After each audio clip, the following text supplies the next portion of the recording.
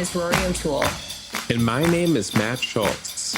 And this is How to Be, the podcast where we discuss ancient wisdom, modern hacks, paperback self-help books, and pithy platitudes, in the hopes of figuring out the best way to live this one precious and wild life. When it comes to life, is it quality or quantity that matters? Is mortality a natural part of the human experience or an enemy to be defeated? Join us as we discuss longevity.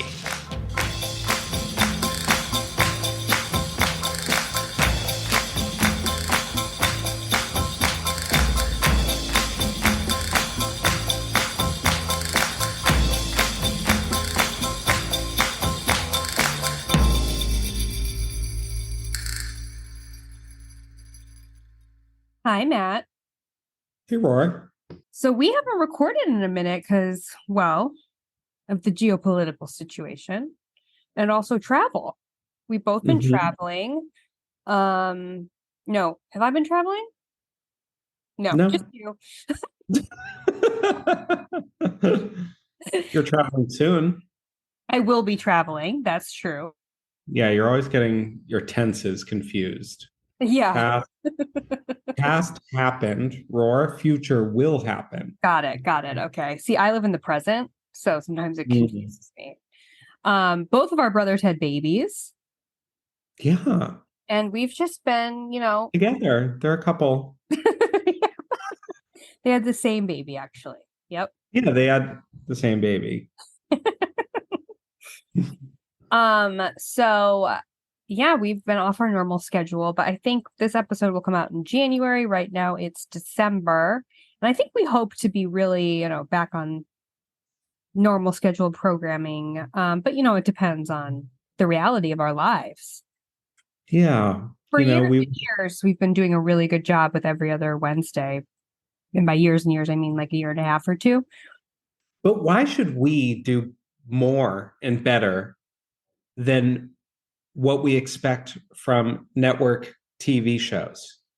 Me and Rory were just talking about this, how gone are the days of the reliable TV season, off for the summer, back in the fall, back with the school year for another 23 season run. Nope.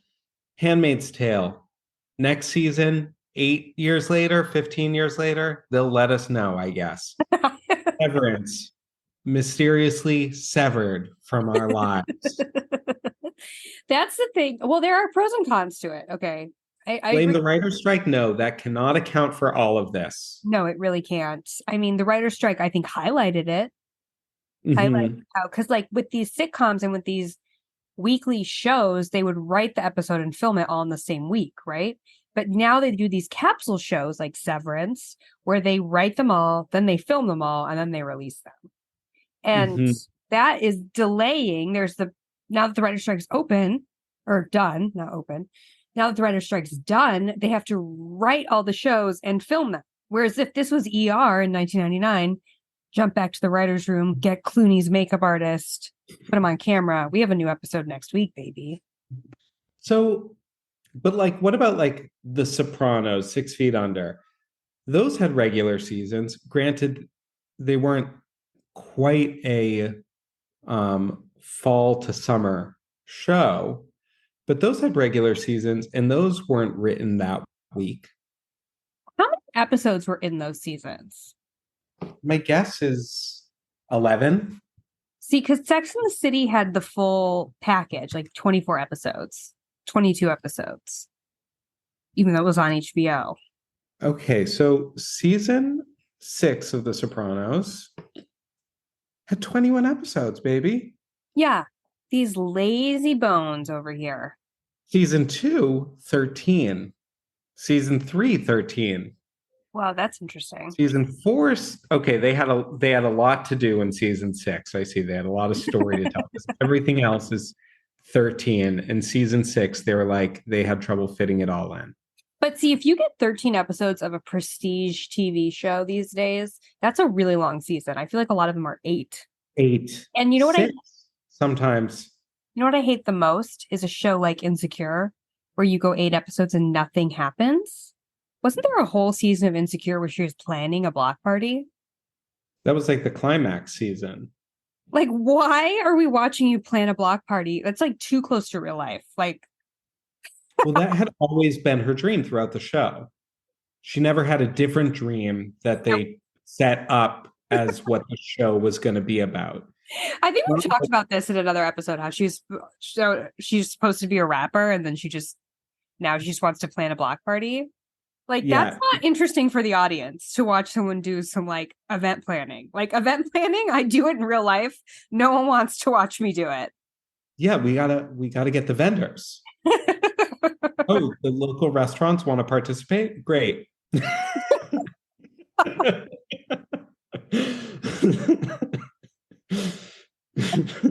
Yeah, that is too quotidian. That's realism right there. That's an old Italian lady peeling potatoes for 40 minutes. Like, that show did not know what it wanted to be. Season 1, it was a best friend show and a show about an aspiring rapper. One of the seasons tried to transform it into a Sex and the City style 4-gal ensemble. uh-huh. Yeah. And I thought, okay, this is where we're landing. No. Then we refocused on just Issa Rae planning a block party. I didn't even watch the final season because I was so mad at the season before that, where nothing happened. And then she made another show. I really think we've already had this discussion. Here, I have another topic that I want to talk about. Okay. A stupid topic. Dimmer switches. Okay. Is there more that to turn your light into a light that dims, you just change the switch? Or is there more you have to do behind the scenes?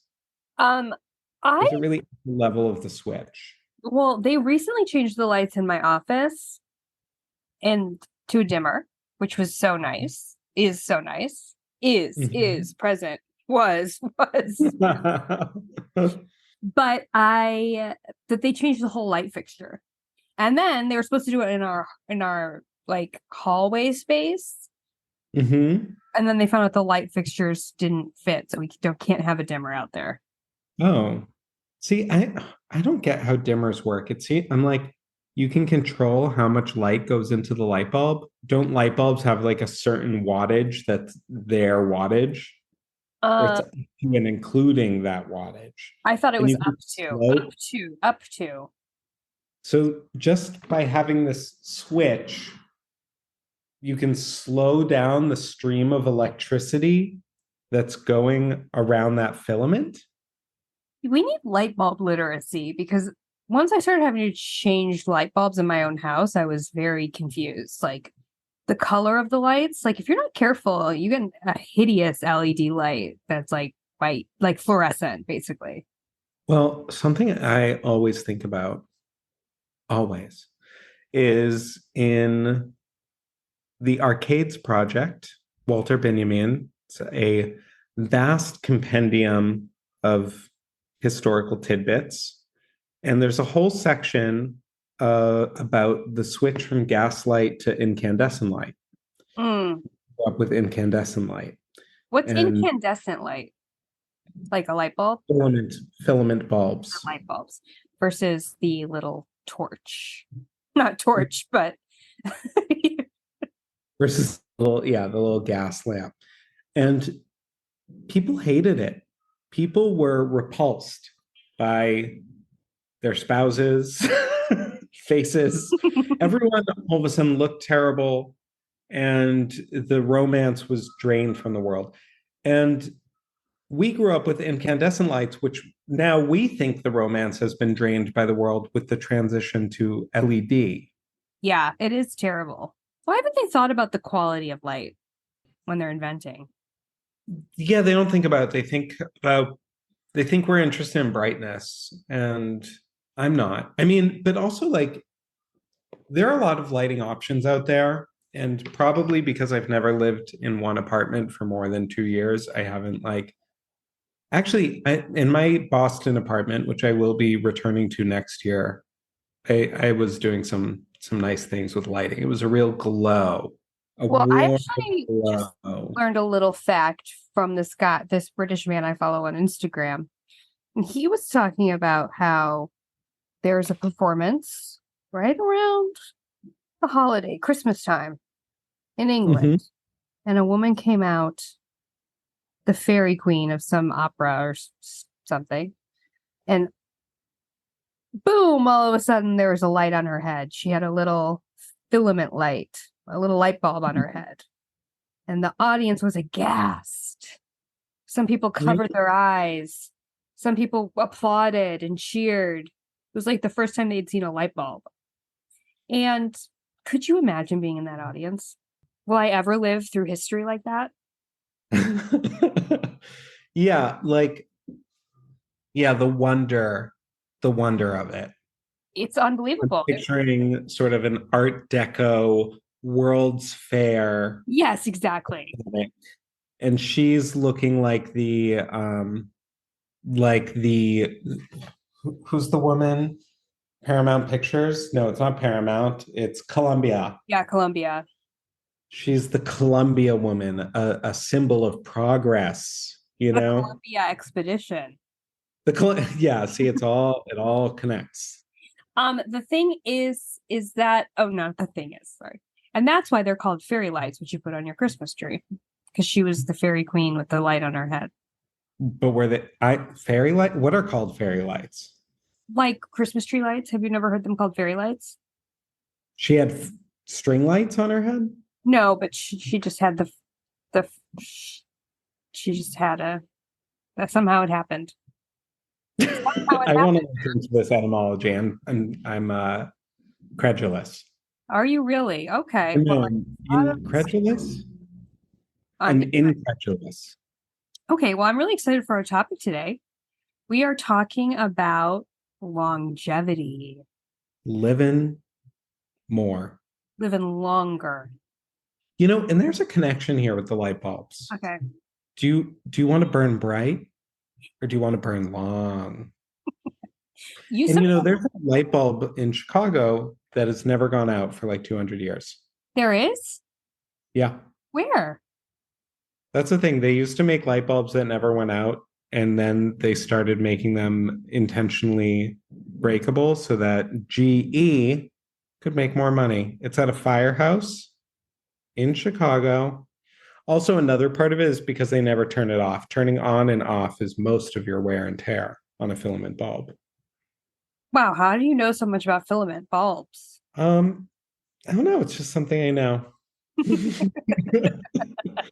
Okay, interesting. So then we had to go back because, like, the whole thing about an LED light is that it lasts a really long time, which it does. Yeah, you looked up. It was like you were scared it was going to hear you. I looked up at my light because we buy, obviously. Do they even sell non-LED light bulbs anymore? Well, yes, because Trump scaled back the regulations on them. Oh. I don't know what the situation is under Biden. I really do know a lot about filament. What are you talking about? You know about light bulb policy? How do you know this? I'm a real light bulb wonk. Oh my God. Scaled back the regulations. Yeah, Obama era regulations made it really hard to find soft, romantic, sexual lighting. Well, that's fine for him. He's already married with kids. But what about us singles, Obama? Wait, as an aside, I'll cut this out. But did you know that after we left that party when you were here, the Obama girls showed up? Oh my God. No. You should leave that in. I know. Isn't that sad that we missed Were that? you still there? Oh, we left at the same time. Darn. 2 ships passing in the night. Do you think we would have spoken to them? And the Obama girls? No. No. Maybe. It's a party. If you're not there to chat with people, what are you there for? I know, but there was like 200 people there and I talked to like 3 other than the people I came with. Anywho. Okay, so longevity. We got really off topic. Pulled back into light bulbs and then into the Obama gals. But longevity, living longer, living more. living better, living longer, living healthy lives. There's a lot to say about this, but I guess we could start with I watched this documentary. I think Matt, you watched some of it too, about blue zones. So blue zones are these small little pockets around the world where people seem to live, not seem to live, they do live beyond the average life expectancy. And people study these blue zones to figure out like what's the secret to longevity. So one of the six blue zones are Okinawa, Japan, a small area in Sardinia, Italy, a 7-day Adventist community in California, an island in Greece called Ikaria, Nicoya, Costa Rica, and that's it. Those are the blue zones. Is it possible that it's just not about lifestyle, that it's just like interesting genetic pockets and families that keep reproducing and within a gene pool? Do they talk about that? They do. They kind of address that, and they say it's like, or I looked it up, and I think they said it's like 30% genes, 70% lifestyle. Mm-hmm. And part of that has to, like, for example, in Okinawa, it's like, yes, there are a bunch of people who are like 100 and doing great. But now, because the lifestyle has changed there so much, Okinawa actually has the highest obesity rate in all of Japan. So they don't think that like the younger generation is going to live that long. The highest obesity rate in all of Japan, Okinawa? Yeah. Why? I don't know. I was to my hairdresser's Japanese and I was asking him about Okinawa. And he was saying that like it's very American there now because it's like a big military base. Okay. And isn't that the answer to obesity is like importing American lifestyle? Some Americans there. Yeah, America's kind of a flop in that way. We are a flop. Like, I think our life expectancy is going down. Yeah, but okay, something that really, really annoys me, it's like my little pet peeve. Yeah. Is that people don't understand what we mean when we talk about average lifespan. So when people hear, oh, the average lifespan in 1840 was 42, they think that most people were living till 42. Mm-hmm. Like, no, people lived till 60, 70, 80. They lived long lives, long normal lives. There was just a ton of infant mortality. Well, I don't think that they lived as long as we did. I actually just saw a video on this about the Roman Empire.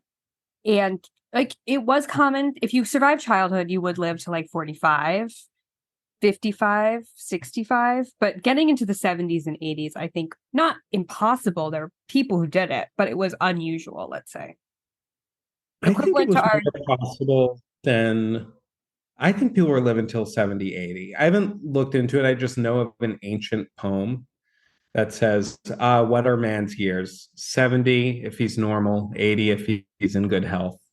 Okay, well, one ancient from one area, from one time period, I guess. I mean, it also depends on the time period, right? Like in Roman Empire is different than like medieval Europe. They're gonna have different life expectancy. Yeah. Anywho, when we say that life expectancy is going down in America, it's because there's a ton of what they call deaths of despair, drugs, suicides. So, I mean, it's not that that's not significant, but people who live a healthy lifestyle in America are still living long lives. They call them deaths of despair? Yeah. Oh, that's poetic, sad. Yeah. And the other thing is like, honestly, like what your socioeconomic situation is also greatly influences how long you're going to live, sadly, in America. Oh, yeah. So it's like life expectancy, what is it? Like 75, 78, 75 for men, 78 for women in America. Mm-hmm. But if you're not a drug addict and if you have access to healthcare, you probably could live a lot longer. Oh my God. Can I tell you something about America? Yes. Okay. So I got a big old doctor's bill from the last time I was at the doctor in America. And they said, you're covered, you have no health insurance. Excuse me, I have health insurance. I look at my health insurance, it's been canceled. It's been canceled for months Why? because I didn't pay for it for 1 month and they just canceled it. And then you paid The afterwards? bill was $60, an unpaid bill of $60. So it was canceled from that point forward, or then they started recharging you? It was canceled from that point forward. I didn't notice because I don't pay it every month. I usually pay it every 3 months and I pay 180, whatever. Whoa. And it's never been a problem. And I was like, how could I used to pay every 3 months or whatever? I never let the bill get that big. And she goes, they were probably letting you slide because of COVID, but now they're tightening the belt. And I was like, $60, you took away my health insurance? Dude, this is why people die from despair. Because honestly, I really think that like if I ever kill myself, I'm going to put in my suicide note, it's because of insurance companies. It's because of making doctor's appointments. It's because I needed to renew my contact prescription in order to buy new contacts. It's because I had to be on customer service with Amazon to get my Amazon locker open. This is why life is so unbearable. Customer service issues. Yes, you should write a book about that. I can't. It would raise my blood pressure and influence my longevity. It's pathetic. It's pathetic that When you find a foreign object in your guacamole from Chipotle and you can't get a person on the phone to tell it to. Oh yeah. Oh no. Oh yeah, and you didn't even know what it was. No, it was the color of human flesh, the texture of a mushroom.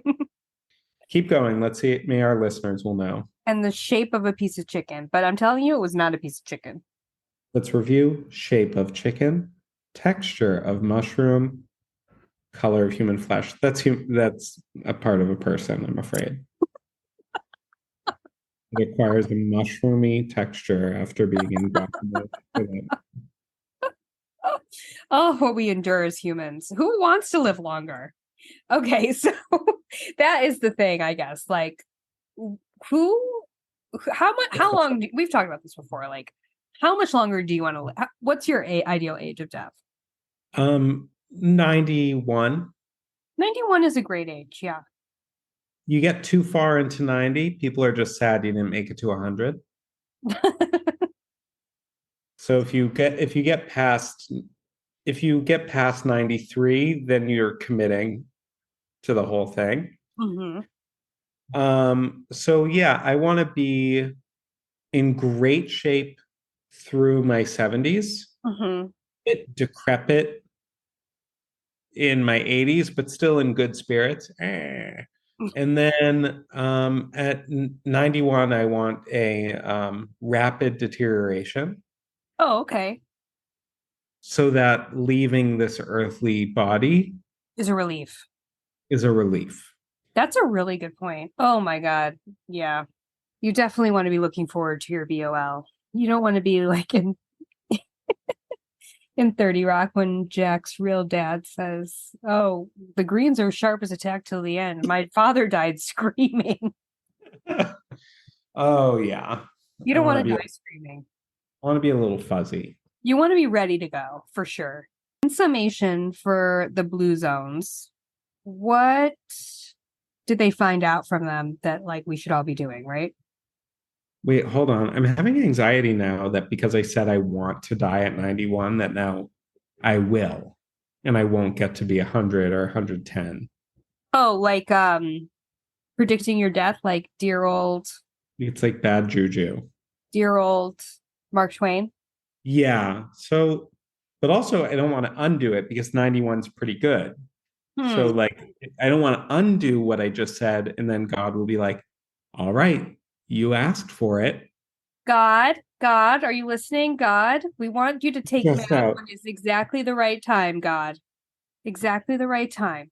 Don't let his opinion have any bearing. You know the truth, God. How's that? All right. We're just going to sit with it.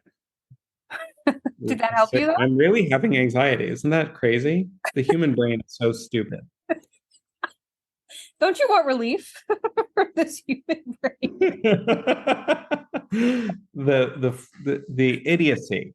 Okay, let's move on.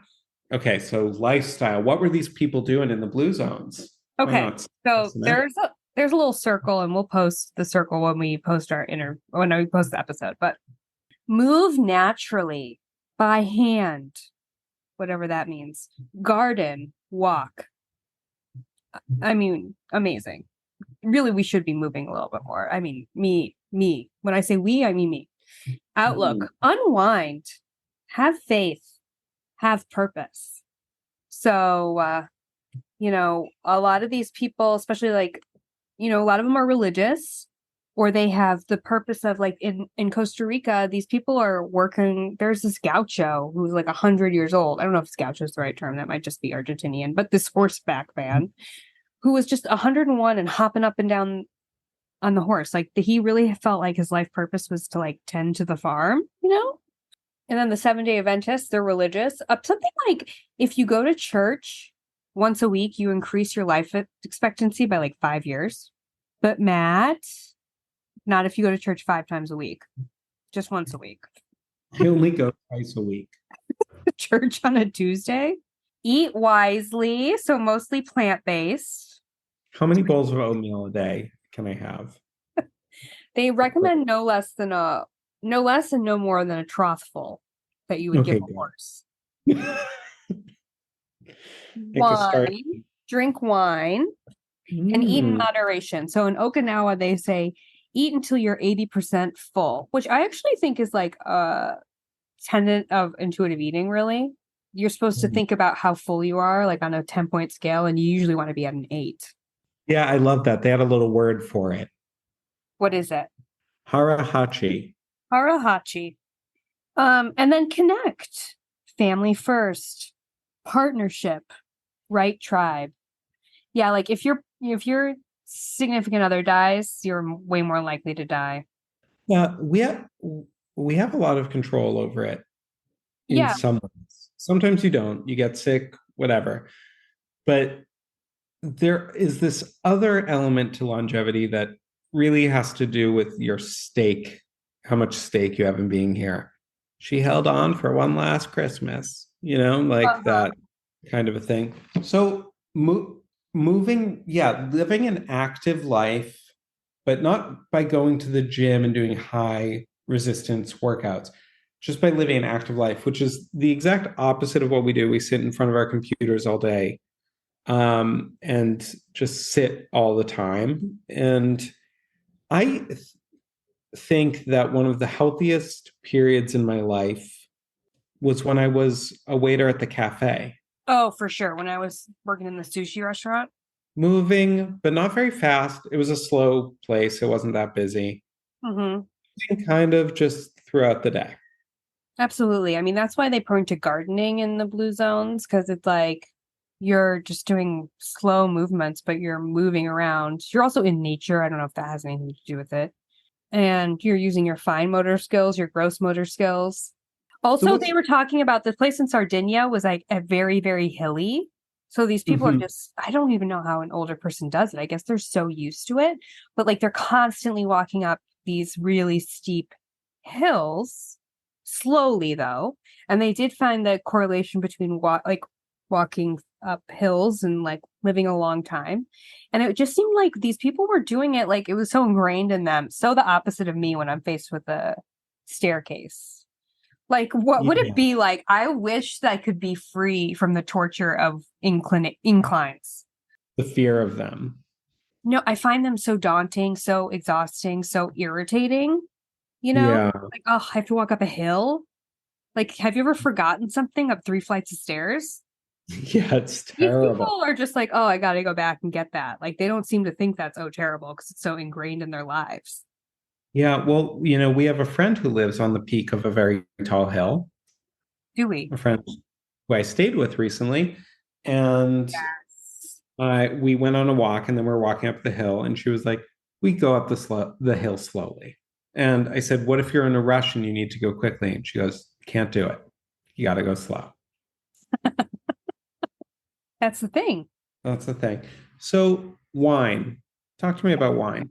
Well, I don't know. It's mostly like these people. I don't know. There's this like I think they drink wine, they don't drink too much. It's all moderation, yada yada. And I don't know.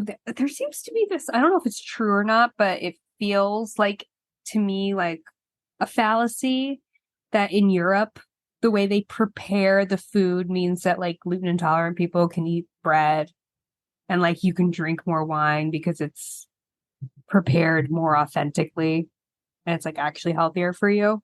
Have you heard those tropes before? No, Like I was just listening to this that girl doesn't surprise me. who's like, I could drink all the beer I wanted in Germany, even though I can't have any here in America. And I'm like, what? Yeah, like not even like a good beer in America. I guess Like not. America's just sort of like innately poisonous, and Yeah, Europe is innately virtuous. exactly. Yeah, it feels a little suspicious. You know, I'm vegan, but in Europe I can eat meat all the time. I can just eat it. yeah. Joking. It's a little joke. Yeah, it was a little joke. So the wine thing, I mean, there's been all these studies out recently that are like, there's no amount of alcohol that's healthy. But yeah, these people, they always ask these people who live to be 110 what they did. And they're never health nuts, these people. No. That's the thing. They're always like, a cigar, good hooker. Yeah, or like she starts her day every morning with a natty ice. Yeah. Yeah, I know. It's like we're definitely being told that like alcohol is really bad for you.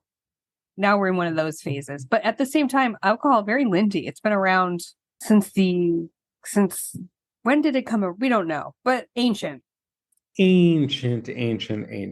Dawn of human society.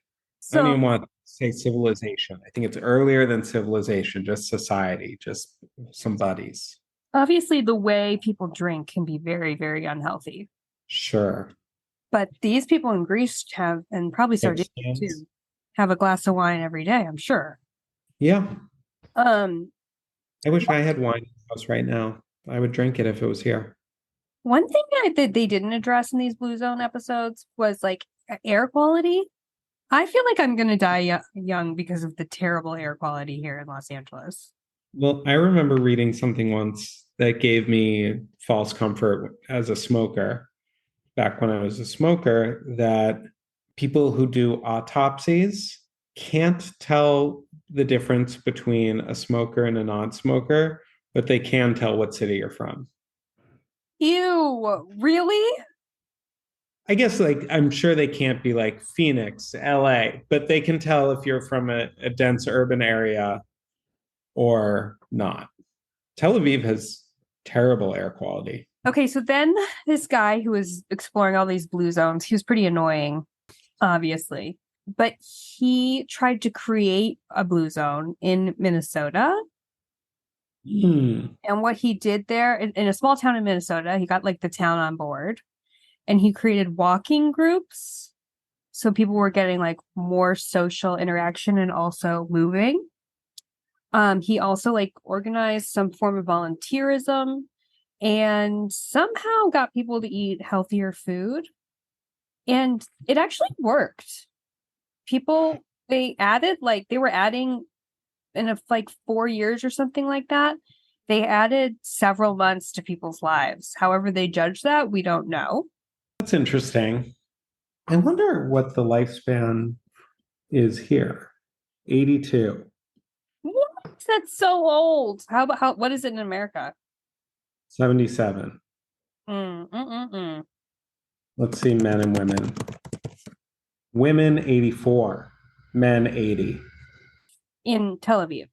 In Israel. In Israel. And just a couple other fun facts for our listeners. People who play tennis have the longest life expectancy. Really? Mm-hmm. A lot of walking side to side. Yeah, that's interesting because I consider tennis can be very athletic. I wouldn't call it gentle movement. No, it's definitely not gentle movement. But you're not running far and for sustained amounts of time. You get a little break. You get little breaks. And a study allegedly showed that casual interactions keep you living longer than diet and exercise. Now, you have a lot of casual interactions, but I wouldn't say that they're of the positive variety. No, but I swear by casual interactions. I love knowing my coffee people. I have great rapport with my coffee people. I love knowing my baker and having a little chit chat with the baker. Chit chat is so important, and our generation and younger, millennials and younger, have phobias of it. Yeah. Like, It's they do not want to talk to the hostess at a restaurant. They no, it's so want to talk to fun. the receptionist at the dentist. Me and Kathy, we go way back. Okay. Yeah, it's for me, it's a chance to connect with a very specific side of myself, sort of a corny joke maker. Oh, He's very folksy. of That course. person. For me, it's like I'm channeling my mother, the great chit chatter of all time. Yeah, I'm channeling my father when I do it. Like, it's almost like I'm cosplaying an adult, Yeah. even though I certainly am an adult.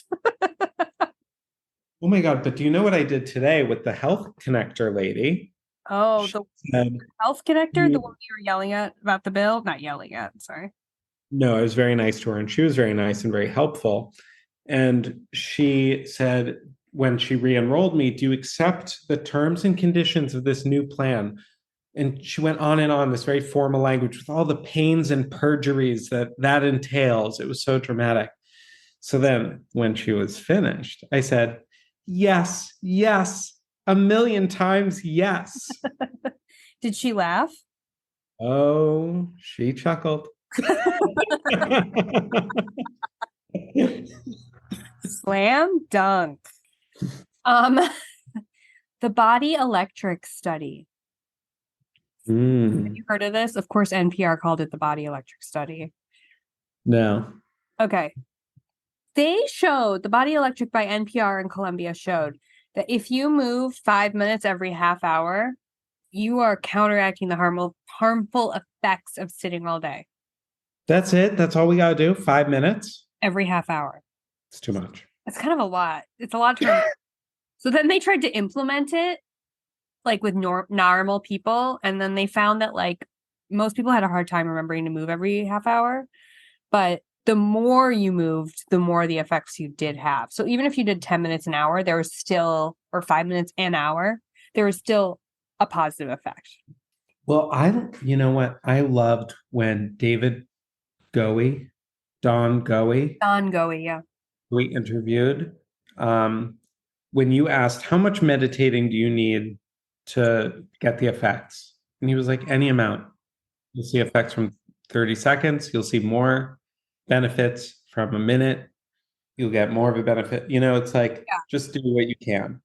Honestly, I don't even think there's Matt's moving, he's doing his 5-minute movement. Thankfully, I have to pee all the time, so I always have to walk to the bathroom at work. I'm doing movements that are inspired by the name of the study. I'm making my body electric. Body electric study. Oh my God. What was I saying? Oh, I don't even think it's placebo. I really think I see an effect of 10 minutes of meditation a day. Oh, I see. So I probably meditate like 5 or 6 days a week. And the next day, if I skip a day, the next day I am often in a worse mood. It's like that instant. You know what I kind of want to do? No. I know some things you kind of want to do. I want to have a little notebook, a little journal where I just write the temperature outside, the cloud cover, and my mood. Do you know that I remember my mom was like 20 years ago, like, I need to keep a journal where it's just the weather and how I'm feeling. And I'm like, why? Are you trying to see the correlation between weather and mood? No, it's just weather and mood are not necessarily connected. They're just two things that I'm curious about tracking. Because I feel like like right now I'm like, it's unseasonably warm for December in Israel. Is it though? Or do I misremember I see. December. I could look it up, but I would like the subjective knowledge also. Yeah. Well, the thing about mood though is like, doesn't your mood change 100 times a day? My mood changes 100 times a day, but I usually have an ambient anxiety level for a day. Oh. Like Hmm. how much am I struggling with anxiety that day Hmm. in That general? that would be helpful, I actually think. And that I find like if I do my morning pages and meditate, it's pretty clear that there's a correlation. There's a coalition against anxiety in my life then. Yeah. Yeah. But then I'm like, am I really going to do this? Am I really going to go buy a little notebook? Is it the buying of the notebook? You know what? There's a new book out that I'm not going to read, but that I read the headline of a review of, and it's a history of thinking on paper. It's a book about notebooks and notebook keepers. Da Vinci, Virginia Woolf. That might be an interesting topic for us to explore. Yeah, recording, Journaling notebooks. journaling. Journaling is a good topic. Yeah. Yeah.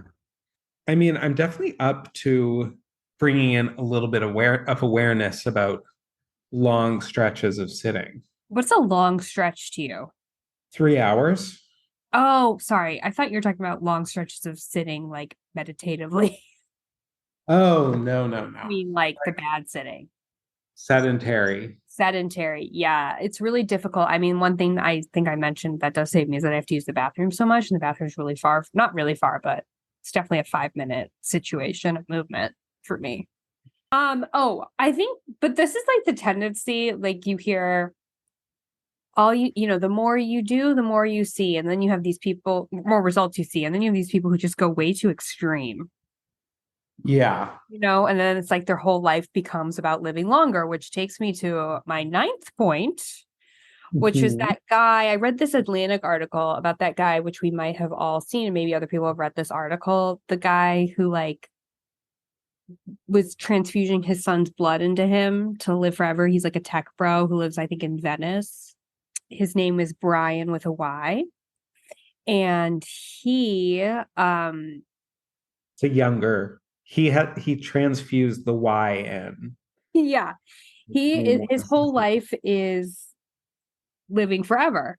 So to quote the article, he spent more than $4 million developing a life extension system called Blueprint, in which he outsources every decision involving his body to a team of doctors who use data to develop a strict health regimen to reduce what Johnson calls his biological age. That system includes downing 111 pills a day, wearing a baseball cap that shoots red lights into his scalp, collecting his own stool samples, and sleeping with a tiny jetpack attached to his penis to monitor his nighttime erections. Johnson thinks any act that accelerates aging, like eating a cookie or getting less than 8 hours of sleep, is an act of violence. He believes death is optional, and he plans to never do it. In the Jain religion, you have those people who walk around with brooms because they don't want to step on a bug. Right. They think that's they think it's bad karma. I don't know. You don't want to kill anything. Yeah. They don't want to kill anything. This guy, but that's kind of sweet. It is sweet. Stressful though. But stressful, and one might argue a bit much. But it's nice. We like the idea. Similarly, we like the idea of honoring the body and not doing violence to the body. But this seems like a terrible rebellion against nature. You hear my Death and decay aren't these a part of the beauty of the world? there are people, I think they're called transhumanists, where they want to live forever. He's not the only person. Yeah. And it's absolutely such a fundamental shift in our perception of life that I can't even believe people can conceive of the notion. Like the idea that we're going to die is so like essential to the way that we perceive everything. If you take that away, what Every perception changes. Yeah, it's like, what would life be if you didn't die? If you knew that you were never going to die, it would really take the pep out of your step. I really believe that. I agree. Because we already kind of feel like we have unlimited time, which is not true. And so we waste a lot of it. Right. Now, that's okay. It's like you don't have to use every minute to the max. It's not possible to, but death underlines everything I think we do, whether we realize it or not. And sometimes it bubbles to the surface. Yeah. It becomes a fixation within ourselves during certain periods or after we lose someone. Oh, well, I told you about this before, but I'm going to tell you and the audience about it. There was this gay man who was a guru about aging gracefully for gay men, because he was like, we gay in a gay culture, we're scared of aging. And then he turned 40 and killed himself. And he killed I need to Google this. Gay age guru suicide. The other side of 40. Okay. And he wasn't even 40 yet. He was 49. Oh, okay. Wouldn't hit 50. Bergeron, his name was Bob Bergeron. Just before the planned publication of his book, The Right Side of 40.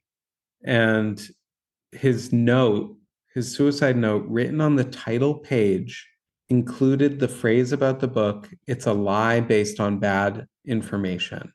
Wait, he called his book a lie based on bad information? He had the book, it hadn't been published yet. He had the copy. He wrote his suicide note on the title page, and he said about his own book, "It's a lie based on bad information." The book was a guide to aging gracefully for gay men and happily. Wow, I can't even imagine. That's the thing, is like these people, they really view, I guess in his case, he views aging as the enemy, not death. He'd rather be dead than aged. I mean, that's a whole other thing that we haven't really touched on, which is wanting to stay young forever, which is certainly a part of the longevity thing. And I think for a certain type of gay man, the idea of not being beautiful and fit and relevant. I mean, women too. Yes, it's right in this, because yeah, we're the same, you and I. I am obsessed with looking young. I really am. The other day, Really? like, you don't look an day over 27. And I was like, 27? I'm 30. It's like, you're 36 years old. Like, you can't look 20 your whole life. And I just think the older I get, even if I look young for my age, that age of the way I look will still get older. Yeah, now you're just aging on two tracks. Yes, exactly. Now I have my real age and the age I wish people thought I was. Yeah, and they're both crawling towards the grave, just at different speeds. They're not at the same speed. Yeah, it is hard. It's like you do feel less relevant the older you get. You do feel like society cares about you less. Yeah, absolutely. I mean, I'm not in the dating pool anymore. They think they're it. Don't they know we're still it? Yeah, exactly. I mean, thank God for shows like Sex and the City. Your face, I said, do you know what's interesting about your face right now? No. You look like you're not wearing glasses. Well, I'm not. I know, but that means that Oh. you look more normal to me for some reason today. I hate that look. The look of someone who should be wearing glasses, not wearing them. Like, get those back on your face, dude. I like how they capture that with Milhouse in The Simpsons. When they take off his glasses, they don't give him normal Simpsons character eyes. They give him little black dots. Exact. That's what people's eyes look like who should be wearing glasses. Now, something I'm excited about with aging is getting glasses. You don't want to have something on your face. It's kind of annoying. Well, I only started wearing a watch this year, and now I feel naked without it. That is I that is. got a new one right when I lost my Casio in Denver. Oh, you lost it. Oh, sad. I'm happy to be rid of that digital thing. I never used the timer. I never used the stopwatch. It was always beeping, booping, all these things. It only has 3 buttons, so it's really hard to like figure out how to turn this on and turn that off. Simple, an analog watch, simple. Yep, that's what I have. So to get back to the people who want to live forever, and I don't really think that they know what they're getting themselves into. I mean, we'd have to really like reorg society. Like we couldn't procreate anymore. Yeah, you would need to, I'm sure you'd have a lot of, I'm sure, I don't know, people would want out at some point, I think. They would just choose. Yeah, you want out. Also, in this Atlantic article that spent a day with that tech bro, Brian Johnson, his biggest fear was driving. He Because can't control it. yeah, because he's not ignorant to the irony of an accidental death. Yeah, and he knows we'll all be deriving lessons from it. Exactly. Like, thou shalt not be arrogant in the face to think thou can beat death. Yeah, it's just, I don't think you want to make your life an obsession about anything, really. Mm-hmm. And that is just such a weird, like, for him, the whole content, it's actually kind of interesting because let's imagine there was a pill that made you freeze aging and live forever right where you are. So he starts taking it, the Ozempic of death. Mm-hmm. The entire content of his life and his personality is living forever. What would become of him if all he had to do was pop a pill? You can eat cheeseburgers now and smoke cigarettes. Yeah. The Odeth pick will take care of it. Yeah, I mean, speaking of that circle of things, like purpose, his life's purpose would be totally evaporated. Yes. I guess he could become obsessed with something else. I wonder if he would be able to. Maybe miniatures. Yeah, maybe then he'd become obsessed with like de-aging. It's not enough to freeze. He needs to go back. Also, in my research, I found that the first forms of life, which started billions of years ago, likely didn't die. Like they are still around. And that death emerged during the course of evolution. Hey, Joe Biden? Death emerged course of evolution because it conferred an advantage. In short, species that died fared better than those that didn't. Really? Which is interesting. Like, get rid of the aged. You give us nothing. You bring nothing to this world. Get rid of the. That's very strange to think about because death is such a fundamental. It's really weird to think of it as an option. I thought it was just part of the game. So how would that even work? Everything keeps living. Do they reproduce still? That I don't know. Like these very simple, obviously we're talking about these very simple life forms that have never died. Yeah. They reproduce by splitting, don't they? It must be a little bit later than the single cell. I don't know if we're a little later. This is from New Scientist magazine, the timeline evolution of life. Because the thing about an amoeba that splits through mitosis is that the two amoebas that yield from that, are they new? Are they old? Are they have they died? Have they just been born? It's a little unclear how we categorize that. So if that's what they're talking about, I guess that makes sense to me. But I mean, I would like to see that article. It's a little disturbing to me, actually. I prefer to think of mortality as the way of things. Because then you could say, well, maybe it's not a good strategy anymore. It sort of validates this person's way of thinking. Times have changed. Yeah. I mean, the idea that you can't die, again, as I was saying, such a huge paradigm shift. It's like, could you even have desire in that world? A movie that really explores this quite well is Interview with the Vampire. I feel like it really viscerally captures eternal life. Yeah, and many of the characters were miserable with it, Yeah. and some were fine with it. They kind of go through phases. Sometimes you make a discovery that can rejuvenate your love of life. You fall in love, you know, Mm-hmm. something. Yeah.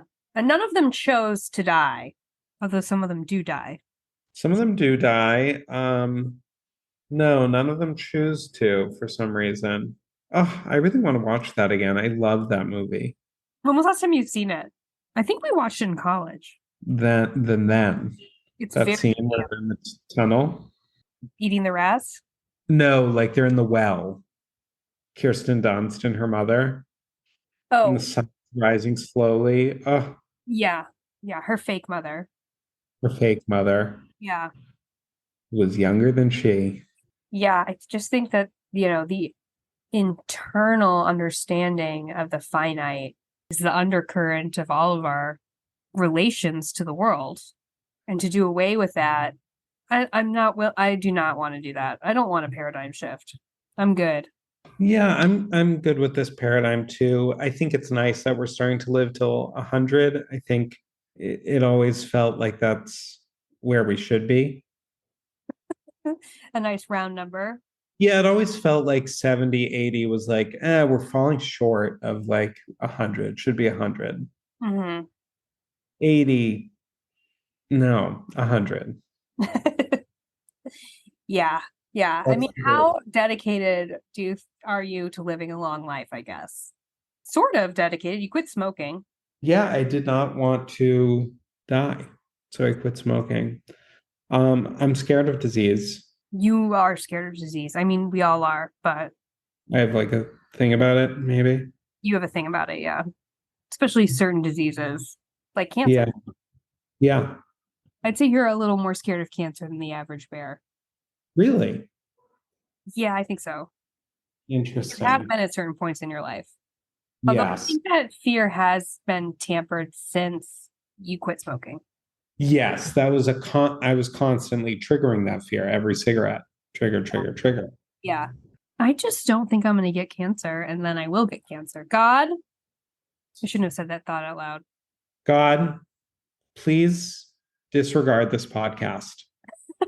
Disregard it. Nothing here for you. Yeah, I mean, so I when I go to yoga, I'm thinking about aging. Mm, I want to be spry, I want to be healthy. And I want to go the distance for sure. But no, I'm not putting too much effort into it.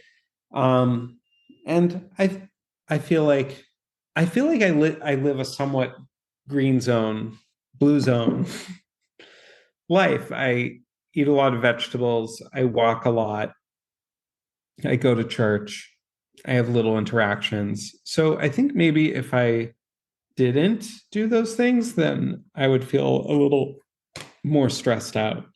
yeah, I agree. I think I live a mostly healthy lifestyle. I wish I move gentle movement, more movement is like the incorporation I need. I need to do that more. Take Yeah, the stairs. I wish I could be one of those people for which I believed every stair counted, I know. but I don't think they do. I know. My school is just too many stairs. Yeah. It's like 5 flights, and a No. lot of people walk it. Oh, okay.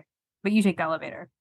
I always take the elevator. You have to go from floor 1 to floor 5. Yeah. No, floor 0 to floor 3. It's 4 floors. I know the people who one time like I was with my boss somewhere and she was like, "You want to take the elevator up or walk?" And then someone else like, "We can walk." 7 flights. Terrible. One Not of worth the it. main reasons why I don't like the stairs too is I've become like the older I get, or actually it's just new for me this year. I never want to sweat anymore. I never want to feel hot. We don't have that luxury in this part of the world. Well, what about where I live? What's it like there in the summer? Hot. What? I'm in a bad mood about it. I get really angry. I need to work on that. Not Blue Zone. Well, did they talk about climate Did they? in the doc? Not. I don't think so. No, they talked about like globalization more. Anyway, well, Matt, is longevity how to be? You know, in Jewish tradition, you say till 120 on someone's birthday. We want everyone to live to 120. That's how old Moses was when he died. Okay. I think longevity is the way to be, but not if you have to sacrifice quality to get it. I actually, you know what? I want to say something that is not a wrap-up thought. It's a different thought, but I think it's important. All of the Blue Zone things sound like quality of life things too. Yeah, absolutely. I think, and when I think we say quality, I think what you mean is like your life is actually more rich and deep. Yeah, all Not of the just Blue Zone qualities were make your life richer. You're gardening, you're with family, you're have something to believe in, your life has purpose. So, yes, focus on longevity in a way that makes your life richer. Mhm. Don't go to bed with a weird jetpack on your penis because it could overheat and burn that thing right off. Oh my God, could you imagine? I mean, yeah. Yeah, I completely agree with you on that. Incorporate some of these lifestyle changes because it sounds like a nice life if you live a Blue Zone life. Yeah, But you aren't going to live forever. No one is. your hair looks interesting right now. You've had a lot of comments on the way I've looked this morning. Just when you were in LA, you said to me, I never comment on the way you look. Remember when you said that? Who is this woman with this hair? What's her name? Riley? Oh, now she's someone else. It's because I got bangs, everyone, and things, yeah. Go back to Riley. I liked her. We moved the bangs out of the way, There she is. There's my girl. and then you put the bangs back, and what do you think? And now she's I don't know, Mara. Oh. All right, Matt. Well, I'd just like to remind our listeners to like and share. Yeah, share it. Do you think your parents would like listening to it? I'm asking the listener, not Yeah. you, Roar. That's the thing is parents seem to like our podcast. So, Parents like it. Send it to your mom. all right, Matt. It was great chatting with you. Happy to be back up and running. God bless you. God bless. Bye bye.